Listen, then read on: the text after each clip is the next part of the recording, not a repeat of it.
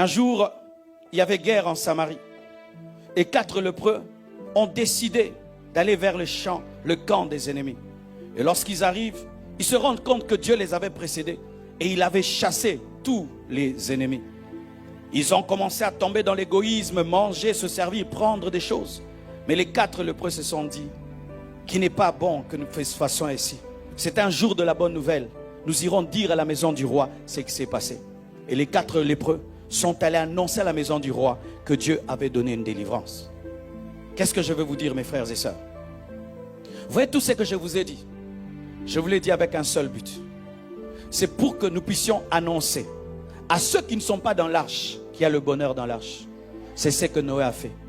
Noé, alors qu'il était en train de construire l'arche, savait que s'il entrait seul dans cette arche, sa famille, ses enfants allaient périr dans le déluge. Il en est de même, mes frères. Vous voyez tout ce que je viens de vous prêcher. Si tous vous pouvez dire que vous êtes des chrétiens, alors nous devons sortir ici pour aller annoncer à ceux qui ne sont pas chrétiens qu'ils doivent entrer dans l'arche. Pourquoi? Parce que nous savons qu'est-ce qu'être chrétien et quel bonheur il y a d'être chrétien. Le malheur aujourd'hui dans l'église, c'est que nous sommes tombés dans l'égoïsme. L'égoïsme de ne penser qu'à nous, que Dieu va nous bénir, Dieu va nous élever, nous allons devenir grands, bientôt nous irons au ciel. Mais tous ces hommes qui sont dehors, j'ai eu mal lorsque je suis venu dans ce quartier. J'ai vu certains drapeaux et j'ai eu très mal au cœur. Je n'ai pas jugé ces personnes, j'ai eu compassion de ces personnes. Il y a des gens qui ne connaissent pas ce que tu connais. Il y a des gens qui n'ont même pas entendu une seule fois ce que tu entends. Surtout vous qui êtes dans ce pays. Surtout vous qui êtes dans ce pays. Est-ce que vous leur annoncez l'évangile? Est-ce que vous leur parlez de Jésus? Est-ce que vous ouvrez vos bouches pour leur dire qu'il y a un bonheur d'être chrétien? Ou vous êtes complexés? Qu'est-ce qu'on va leur dire? Ils maîtrisent l'Ancien Testament. Qu'est-ce qu'on va leur dire? C'est interdit de parler de Jésus. C'est faux. Le pasteur Jacques m'a révélé que ce n'est pas interdit de prêcher sur la route. C'est interdit d'en parler à un enfant peut-être. Mais une personne qui est mature, tu peux lui apporter la parole. Est-ce que vous prêchez l'évangile? Est-ce que vous annoncez l'évangile aux autochtones? Est-ce que vous annoncez l'évangile à vos amis, à vos frères? Vous êtes en train d'entrer dans l'arche, mais le déluge est en train de venir. S'ils meurent, ils iront en enfer. Oui, mes frères. Même si tu es juif, si tu n'as pas donné ta vie à Jésus, tu iras en enfer. Nous ne sommes pas sauvés par Abraham. Nous ne sommes pas sauvés par Jacob. Nous sommes sauvés par Jésus. Jésus, Jésus et Jésus pour le grec et pour le juif. Mes frères, allez prêcher. Allez prêcher la parole. Et nous qui venons dans ce pays, rien que par tourisme, non, venons prêcher l'évangile. Nous quittons nos pays, nous avons la parole pour aller regarder que des murs. Ah, excusez-moi, moi j'aime. Là j'entre dans le prophétique. Alléluia. Nous sommes sauvés.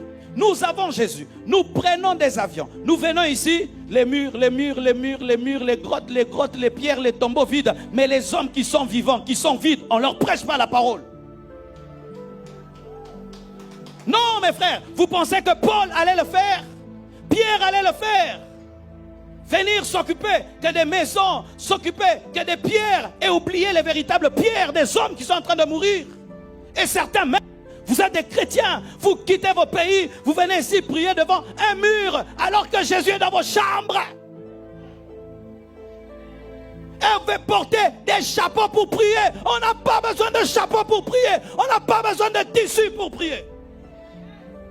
On n'a pas besoin de chapeaux pour prier, ni de tissus, ni d'un mur pour prier. L'heure est arrivée où les vrais adorateurs adoreront le Père en esprit et en vérité.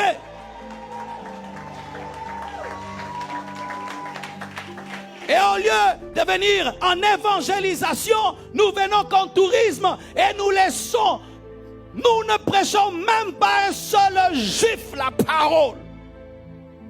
Quelle aberration et quelle distraction. Quelle distraction. Dieu va t'honorer pour ça, d'être allé visiter le tombeau vide de Jésus. Tu en auras une récompense. D'avoir visité le tombeau de Jésus, tu auras une récompense pour ça. et qu'on pense pour les âmes que tu vas gagner, pour les âmes que tu vas sauver. Et j'aimerais parler à tous les chrétiens qui viennent du monde entier pour venir, que pour le tourisme en Israël, si on pouvait changer ce tourisme en évangélisation, on allait apporter un réveil. Au contraire, c'est vous qui judaïsez. Vous venez comme des chrétiens et vous rentrez, vous judaïsez. Vous judaïsez. Vous venez en chrétien et vous rentrez, vous vous faites baptiser 3 fois au Jourdain et vous niez votre ancien baptême. Un complexe d'infériorité.